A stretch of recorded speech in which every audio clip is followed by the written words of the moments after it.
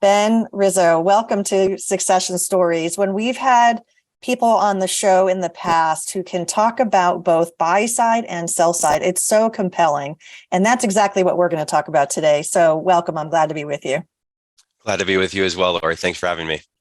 Why don't we start with your background? What got you interested in buying a business? Sure. I'm an engineer by training, and I always thought I wanted to be an entrepreneur of some sort.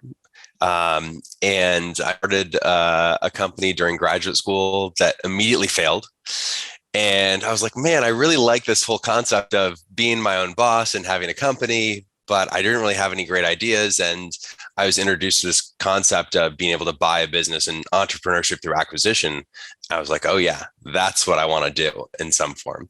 And so I started kind of getting involved in learning about that space and the different forms of which people can do it, and then set out to do it myself, and gone through all sorts of different iterations of exactly the type of entrepreneurship through acquisition I've done over the past couple of years, but have really enjoyed kind of the entrepreneurship aspects, and the acquisition aspects are good too, but the ability to be an entrepreneur, working with other people and other people's businesses, and make them my own in some way, shape, or form has been really rewarding. How did you go about it? Did you have investors that were backing you? Were you taking out a bank loan or an SBA loan? So What was the sources? So traditionally, entrepreneurship through acquisition is financed through a group of investors, bank debt. I ended up buying a business that already had a lot of debt on it, and was able to write a check myself and then restructure some of the debt. And so that was essentially the purchase price was an assumption of liabilities. And that was a relatively unique structure, and not something that I was looking to do, but it was the right thing. Well, why don't we talk about that? Let's talk about your criteria. How did you go about your search? What were you looking for? And then ultimately, how did you get connected with Hadfield Elevator? Mm-hmm. So I was here in Pittsburgh looking for something locally that I could buy, insert myself, and run. And generally, the criteria for that type of thing is a good, solid, small business where there's been some sort of need for transition, death, divorce, whatever, family issues, they just decide to sell. But a good small business that has a nice revenue stream, and is very repeat or recurring. And I found this elevator business through one of their professional advisors. And they said, hey, there's this business where something needs to happen. You might be a good fit. The fourth generation owner was about my age, and we hit it off. And it was a situation where there were some family issues, and there was also some project issues where the business was financially having some issues, and they really needed some help on the general management side. They need some financial restructuring. And so what I saw in the business was, hey, this is a really good industry, elevator services, really good characteristics. Elevators go up and down, they keep running no matter what. Buildings kind of have to service them. And so I liked that aspect of it, and was able to get comfortable with, hey, even though this business is in a tough position, this can be a good business and should be a good business, and we can make it that. And so was able to come up with a deal with the family members to buy them out, and then insert myself and run the business, with keeping some of the family members on staff with salaries. What was the rough target of the revenue that you were looking for companies when you were looking around? Was this a smaller business? So generally I was looking for something with, 5 to 15 million in revenue. Gotcha. And that was right in that range. Yeah. Gotcha. Okay. And you were looking for recurring revenue. So for Hadfield, they would implement the elevators if it was a new building, right? They would install the elevators. But then did they also have service agreements? Was that the recurring revenue that the intrigued you? majority of the business is the recurring maintenance service contract. The business actually didn't do a lot of new installations, which I liked. New installations and construction can be very lumpy. And so, the gold standard in terms of acquisition entrepreneurship is recurring revenue, where the same customers are paying you year over year, month over month, and elevators have that.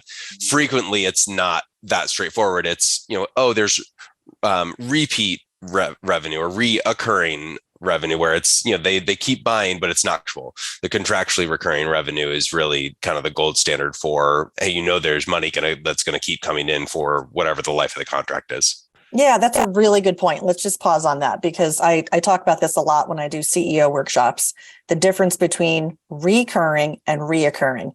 And not everyone understands that. You articulated it very, very well. So I just want to underscore that for our listeners, that recurring revenue is contracted revenue. There's different types of recurring revenue models, like Netflix, where you put in your credit card and they just are happy to take your money until you unsubscribe.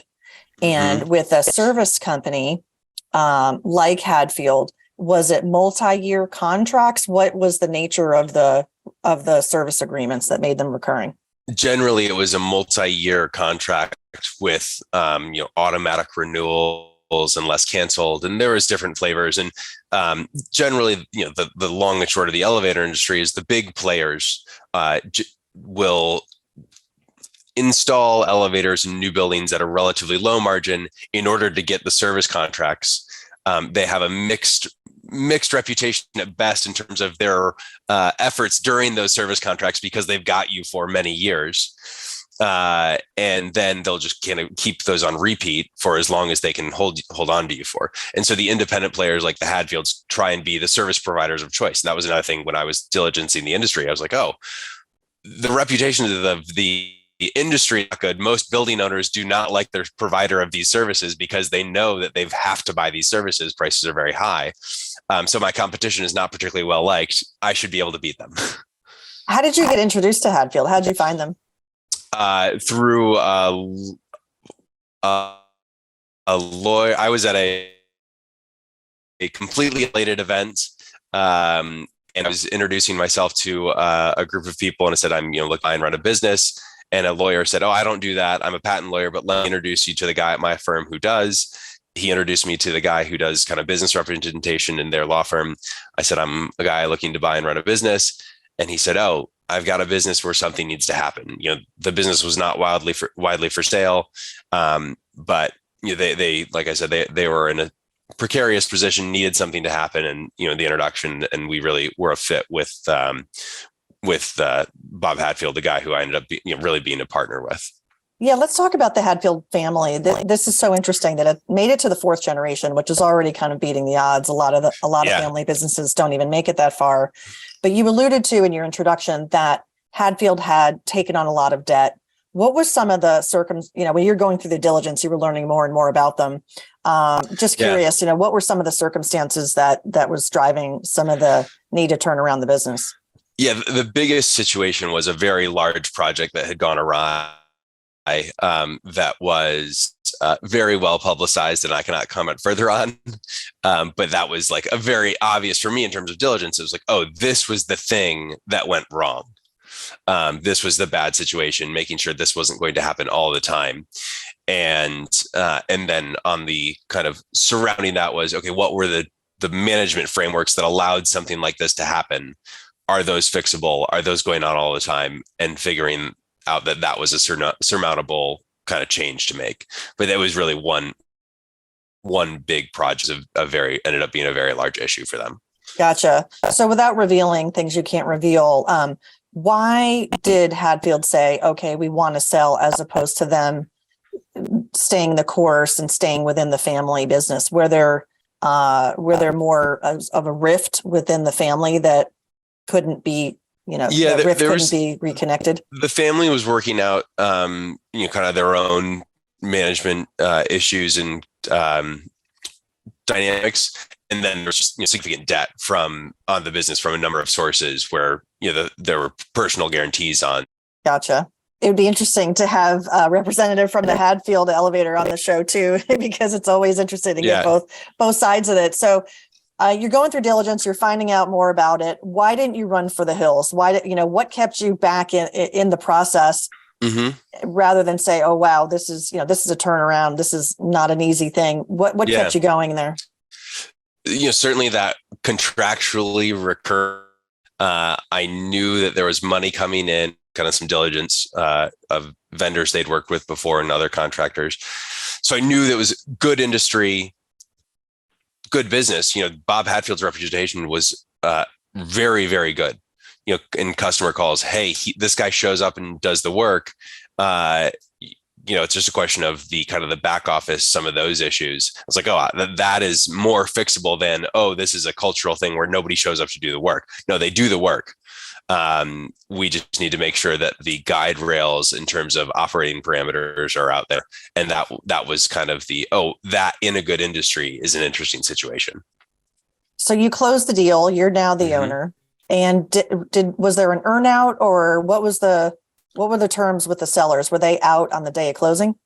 They were out. Yeah. It was, sign here. And then, like I said, I continued to employ some of the family members that were working in the business contracts, similar to other employees of, do the work and you get paid. But that was a pretty cut and dry kind of deal structure from that aspect. Did you have a solid business plan coming into this about taking over, what to do now? It's no longer owned by family. It's now, and it's not fourth generation anymore. Yeah. It's a new owner. How did you think about that transition? Yeah. So it was important to me to keep the family members that were involved and work with them as partners. Absolutely. Continue to run it as a family owned business. I have a family, Bob has a family, we own the business. And then figure out, again, what were the things that we needed to do to turn around the business to make it more like the attractive business to own or sell that it should be. And that was really diving into those financials and operating metrics around project economics, work in process, those types of things that Bob just didn't have time to do because he was out working so hard fixing elevators, that I was able to sit in the office and figure out, hey man, here's the projects that are profitable. Here's the ones that are not. Here's kind of some general rules of thumb as we're doing bids, as we're doing, maintenance routes, those types of things, to make sure that we're staying within our, relatively safe zone of operations, that we're going to, continue to grow the business and build a good business here. So when you took over, how many employees were there? I say like 20, 25 or so. Okay. And how long till you sold the company? How many years did you own it? So I owned the business for just 2 years. 2 years. Wow. Yeah. Did you have that intention when you bought it? Did you think that you were going to sell it so quickly? Not particularly. I'd rather own a really good business for a long time than sell it. What happened with us was, COVID hit 5 months into owning the business, and we had just kind of turned around, and we managed through COVID. Okay. We grew, ended up growing pretty aggressively. And then towards the end, we were getting into significantly larger projects than I was comfortable with. And I said, hey, last guy knew a lot more about elevators than I did and got into some projects that caused some problems. We've done a pretty good thing here. Understanding what I could do and what I couldn't do as an owner. It's time for me to kind of find the next home for the business that could continue the growth and offer more sophisticated support to, Bob and the other guys than I was going to be able to. And do you think that was more technical, that it was because you were looking for maybe a strategic acquirer that was in the elevator industry to get it to that next level? Is that what you're saying? Yeah. I mean, I knew, having those thoughts, it was pretty obvious to me who I wanted to buy the business in terms of a financial partner that would leave operations as Hatfield Elevator, rather than selling to a strategic that was going to fire most of the people and just take the customers. That was really not interesting. But the ability to find a strategic partner that was in the industry that wanted to continue to support growth and continue to employ the employees and management and staff, and operating kind of mostly as is. Obviously, no buyer is going to keep everything as is. That was really the compelling thing to me. Gotcha. So did you look to private equity groups? Yeah, it was a private equity backed roll up. There were a number of them that were in the elevator industry, a couple geographically contiguous. And so I hired a elevator specific banker that did a really good job kind of augmenting my knowledge. I knew a couple groups had contacted us and said, hey, we were interested. And there were a couple that I didn't know existed. Making sure that those groups were still kind of within market for either new entrants in private equity firms or the strategics, the Otis, Schindler's, Thyssen, those types of groups that giving me knowledge of here's what people pay for businesses about your size with these characteristics, and making sure all of those things fit, and then interviewing the private equity firms, and then figuring out who we fit with, who had kind of the operating parameters and operating procedures in that I thought could help the business, and then create as best of a bidding war as possible. Yeah. So they ran a process for you, and ultimately, how many indications of interest or letters of intent did you get in that first phase? We had a pretty targeted process where we did not go out to the broad market, but we had about 5 groups that we circled initially. And then I would say 3 of them were pretty serious. And then we were able to, understand from those 3 groups some nitty gritty details pretty quickly, and figure out who we wanted to go with. It was a very tough decision though, because the different groups, financial considerations being within the same ballpark, the different groups were all really well represented and kind of had their own unique flavors of exactly how the business was going to go forward. And it's very hard to know what level of support the business was going to need to continue to grow and provide a good environment for the employees. So with this approach, were you looking for a private equity group that saw your business as a platform, or saw your business as a tuck-in or an add-on? We were a tuck-in, and I knew that. There was interest for us to be a platform, but I knew there were a number of platforms already. And so it wasn't super exciting for me to launch a new platform and try and compete with them. But a tuck-in where we were a new geography. And so that was a nice aspect of we were and are the brands in the markets where we were acquired. And so the best shot at kind of giving the business its own life as it functions within the platform. Gotcha. So as you look back at the negotiation process and all the, as you said, trying to figure out the right fit, what do you think are some of the biggest watch outs if you were going to give some guidance to others who are looking to sell one day? I think getting the accounting done up front is really important. We had reviewed financial statements ready to go. You don't need an audited financial statements, but you need something more than compiled. So having those for a couple of years in advance is really worthwhile, rather than, hey, we're going to sell, we need to go back and reopen everything, because everything's going to be reopened. So have it done ahead of time.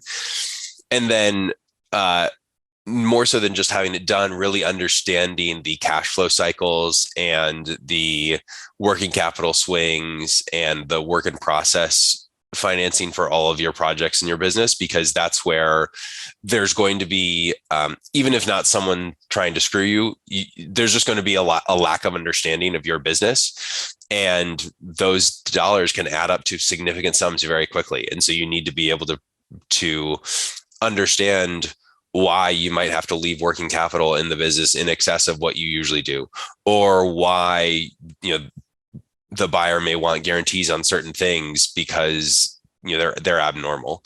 And so I think that's where you just have to go in with a mindset of education rather than defensiveness, because you're going to get asked a lot of questions. And it's not that they think you're hiding something, it's that they don't know what you're doing. And small business accounting is always very unique to the small business. And so you just have to be prepared that what you're doing is probably fine, but not the same as everyone else. And so in order to kind of protect and make sure you get the money that you should, you got to know what you're doing and how to represent it. Yeah, absolutely. The financial piece is so important. And I don't think enough small businesses spend time on this. And I like what you suggested, which is you don't need an audited financials, but reviewed financials, which is a specific process, and the documentation gives that confidence to the buyer that what they're receiving is, has been validated, and it makes it easier to move forward in the diligence process for sure. I have some clients now. It is painful where we're going back and we're reviewing, taking some things out manually in Excel, and it's hard to reconcile all of those things. Especially for add backs, because most small business owners, if not all small business owners, are running some sort of, excessive personal expense to some degree through the business. That is fine. And, that may not be egregious, but that you're going to want to say, hey, buyer, I'm doing this because it's my decision to have this luxury office or a nicer car than I really need. That is, the business is paying for. I'm not going to pay for the buyer to have that. I want credit for my decision to spend cash, because the buyer default's going to say like, no, that's the way the business is going. And so you need to have a pretty item by line item reason for those add backs. And that can really help diligence go that much faster. No, these are the things. Here's all the documentation. This is why it should be an add back. And, with your advisor, they have that prepared, because that is always a point of contention as well. So now you sit on the other side of the table. You had this buy experience, then you sold it. And let's talk about what you're doing today, because now, again, you're on the buy side. You're looking to find companies as an investor and maybe even find one and run it again yourself. Let's talk a little bit about that whole portfolio. Yeah. So like I said, the traditional form of entrepreneurship through acquisition is buy, say, $1 million EBITDA business for 4 to 5 times. You get a couple $1 million in bank debt, $1 million in a seller note, and then you need $1 million. And most people don't have $1 million that are doing this. And so then you go and raise it from investors. And I fund in minority positions investments like that pretty regularly for men and women across the US and the UK. Buying all sorts of businesses that I didn't know existed until I hear about them, that are diverse customer base. Whatever you're providing them is a small percentage of their overall cost base, so they don't really notice it, but they have to buy it. So cleaning services, home healthcare, all sorts of contracting services, contracting businesses, everything that under the sun that you can think of, somebody has to own it. And as you are talking about, there's so many businesses and baby boomers where they've got a great business, they're making a lot of money, their kids are now educated doing something completely different, and there's, who's going to run the business next? Who's going to own the business next? And there's a big gap of these businesses all over the country in every type of industry you can imagine. Absolutely. It's absolutely something we talk about here on the show. Who's going to own your business next is a key question. And sometimes it might be family, but then when you really get into it, they might not have the skill set. They might not have the interest themselves. And, in your opening remarks, you talked about some other situations that can be very unfortunate when someone dies, especially if it's a business partner, or if it's a married couple and the surviving spouse just does not want the business or has really no role in it. And that can be very daunting, how to take that on. So it's good to think about it. And it can be very value destructive to leave it to that point, because that's the point where the business has to be sold, and every buyer knows that the business has to be sold, and there's clearly something driving it that is not going to create the best dynamic to sell it with. The best dynamic to sell is sell when you have optionality to, because you may not like the prices or the markets or the buyers that are in that current market, and you can reflect that. And it's pretty easy to see through as a buyer of, this is someone that has to sell this business versus, no, this is a good opportunity that we're trying to get into and have to pay for that. Yeah. Thinking back to your elevator company experience, you had 2 years under your belt to transform the financials and get operations in a, call it a directionally successful path, versus where they were previously. Just curious if you would share what's the ROI as you look at the return on your investment. I'm just curious at a high level. Very high. Very high. Yeah.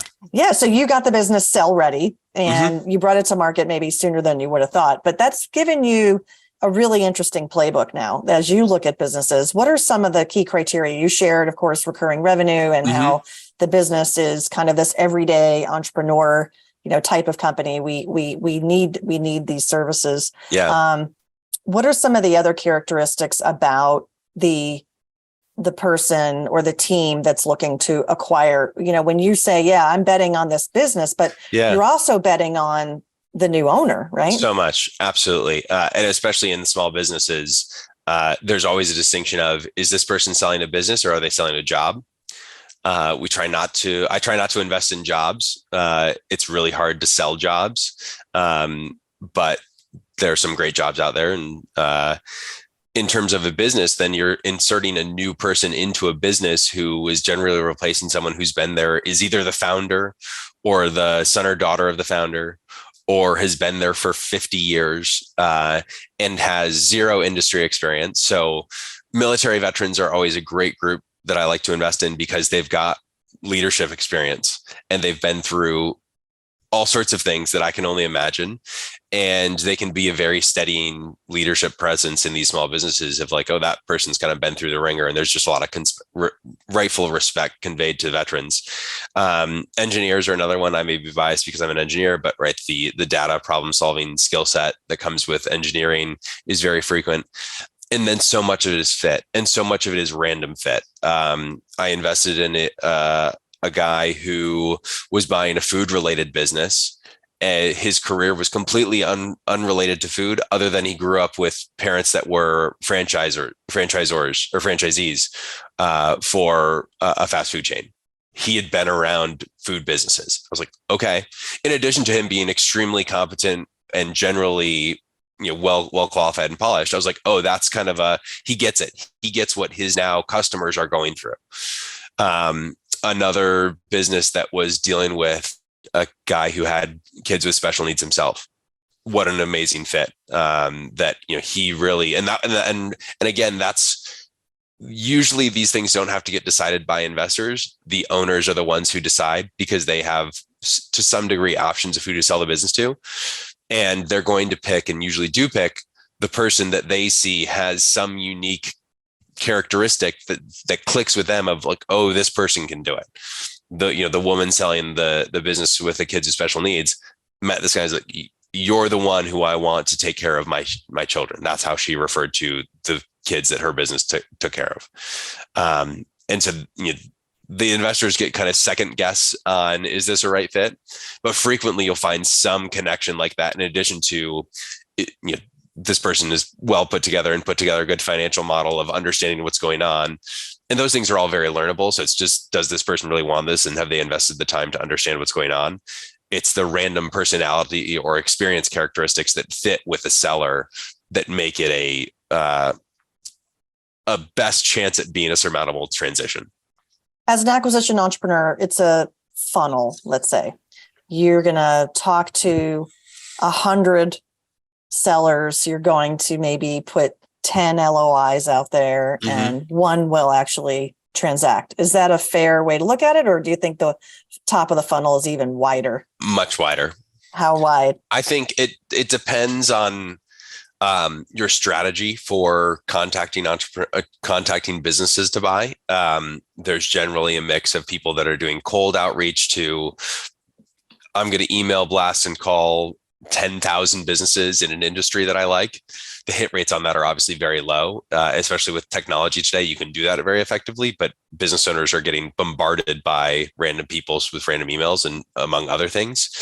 And then there's the kind of trusted advisor path, talking to people like yourself or other intermediaries, bankers, brokers, saying, hey, I want to buy it. And that's a much more curated list of businesses, because once they're involved with an advisor, usually a transaction is going to happen. And so I very much skew my personal searching towards the advisor path.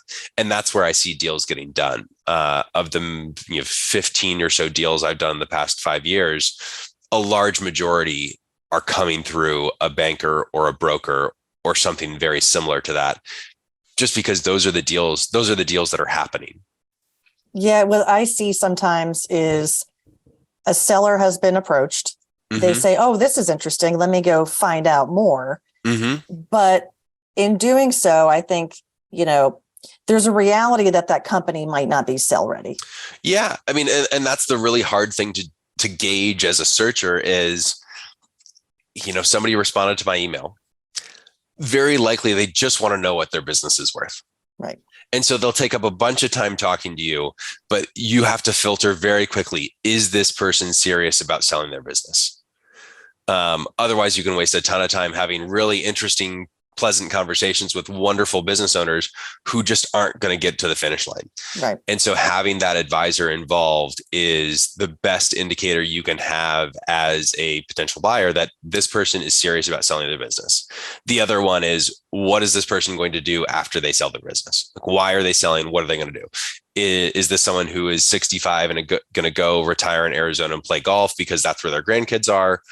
Or is this someone who is going to spend the rest of their life in their business and doesn't really have a plan? Because that's another red flag as well, because that much more likely means that they're just going to hold on and don't have something else to go to.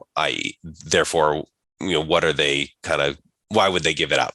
Yeah, it's so interesting. You say that. I 100% agree. We see that all the time. As someone who I work with clients on their vision for transition, whether it's the personal side or the business side. And I love to say, when time is on your side, we have enough we can create options and we can figure out some of these planning. But the other day I heard from a executive at a privately held company. The owner is 92 and still there. Perfect. The person who had reached out to me is 62 and has been working there for years and years. But there's still no transition. Why is that? Right. There's many reasons why. I don't know. To me, I won't know. Yeah. But nonetheless, it's not a good situation. And it's very tricky. If owners don't want to leave, and people are going to leave one way or another. Like 100% of us are going to leave our business one day. It's just a reality. So are we going to be participative and try to get the value in that? Or are we going to ride it all the way to the end and drive it into the ground? Yeah. And if you're going to do that, just acknowledge that you're doing that. Right. Like, I'm here till it ends, for better or for worse. I know what I'm doing, so we can plan accordingly. It might not be optimal, but that's fine. Like, you own the business, you get to do whatever you want. But having that plan for whatever it is. And then, also just understanding, who do you want to buy the business in terms of those characteristics? Because the longer you go, the fewer options you have. Absolutely. So let's cull it down to maybe 3 things. And you can talk from the aspect of the sell side or the buy side. What recommendations do you have for owners or buy side investors? Yeah. I think reviewed financials is number one. We already talked about that. You have to get your taxes done. If not, you're never going to sell your business. So you might as well have the review done then, because your accountants are going through everything. What else was I thinking about? Who's going to advise you, who will represent you, along with who do you want to buy you, right? Do you want your business to stand alone? Do you want your business to be part of a bigger thing? Do you want your employees to still all be there? All of those things are generally within your power to some degree, depending on how much financial value you place on each one of them and what market you're in. And then what else do you want to do to position the business to sell versus what are you going to leave for the buyers to do? And by identifying those things, you can put together a pretty compelling kind of pitch as part of selling the business. Here are the things that I did to improve this business, or that, we're growing in these areas. Here are the things that I know we could do, I just haven't done. And so I'm going to hand them off to you, buyer, because you may want to do them.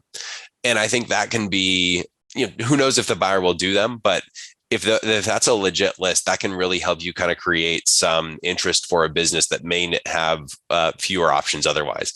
If there is another similar business in a geography that would make sense for the businesses to both be bought together, if there's a new market to enter, if there is a new software system to run the business with that you don't want to mess with, but will help things run smoother. Those are all the types of things that most buyers will be interested in as they think about what they're going to pay for your business. And the more, obviously the bigger, the better, but the more kind of arm's reach that are within reach, the better, because those are things that you can get value from. Yeah, absolutely. I love all of that. That's a great summary. I mean, I've even heard of, and probably not in this market, but in a hot market, financial buyers where they'll know that you're underpricing. So they'll put together a financial set based on your revenue being 5% higher because you're under market, and you can get paid for that. Not very rarely. It's best if you implement the price increase first, and then say, "Hey, look what I did. You're going to get all this credit for it. I want the whole price to be 5% higher," or something like that. Those things are very plausible and do happen. So thinking through kind of where there's ability to push your business a little bit, doing some things yourself, and then identifying the others can create a lot of value very quickly. Sometimes just from that thought exercise. That's great advice. Thank you. So let's share a favorite quote. Do you have one that inspires you? I've got a couple, but a fun anecdote that I recently came across that is very related to investing is Stanley Druckenmiller was being interviewed years ago. He got a very compelling pitch from an analyst that was managing some of his money and was convinced that Tesla was a short. And at the very end of the pitch, Stanley Druckenmiller apparently says, "You made a very compelling case that Tesla is a short. Have you ever driven the car?" And the analyst apparently said no. And Stanley Druckenmiller then proceeded to pull his money. So regardless of what you think about Tesla, whether it's a short or not, I thought that was a very compelling thought that it certainly would have saved me sins of "Have you driven the car?" Because there are situations where I wish I had driven the car before, making an investment that I could have learned a more than being in a spreadsheet. That I just that very much stuck with me. Yeah, that's very much the Warren Buffett philosophy, right? If you can go to the store, buy it, if you like it, it's a product that you would recommend, then chances are others will too. Yeah, and then in terms of the kind of the people aspects we were talking about, do you want to drive the car? Right. Is that what you want to be doing? Would you rather have a motorcycle? Who is going to be driving the car for you? Right? Is that someone? Do you trust them? Or would you not get in the car with them, but you're going to invest in everything? So I thought that was a very good metaphor for a lot of things about investing that kind of simplifies the thought process. Yeah. And I'm just so curious, do you meet everybody face to face or only over Zoom or? No. The first person that I invested in, the first couple, I had some connection to them. And then quickly it expanded to connections of connections and connections of connections. And during COVID, obviously didn't meet many people. So fortunately, earlier this last fall, I guess, I met a bunch of people that I had invested in that I had never met in person before. So it was a lot of fun. So usually I will have, I guess almost always, I'll have some relatively solid connection to these people through my investing network of, oh, this person knows you, who I've invested with a number of times, those types of things. But yeah, it's crazy how quickly it has transitioned to someone that I know very closely that I'm investing into, someone that I've never met before, never seen face to face, that I'm sending a significant check to.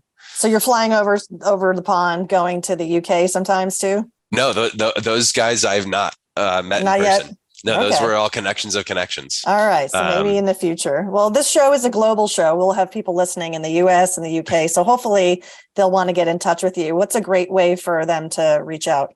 Sure. My email is ben@hartwoodpoint.com. You can look me up on LinkedIn or my website, hartwoodpoint.com. Pretty easy. I'm very accessible. It's just me. So no problem. And you are a world of wisdom, both on the buy side, sell side. I really appreciate you coming on the show today and sharing all of your wisdom with us. Well, this was a lot of fun. I appreciate the time being with you. Thank you. So I just want to thank our listeners. Be sure to like and follow Succession Stories in your favorite podcast player and on YouTube. And to maximize the value of your business and plan for future transition, reach out to me for a complimentary assessment at meetlauriebarkman.com. Join me next time on Succession Stories for more insights from transition to transaction.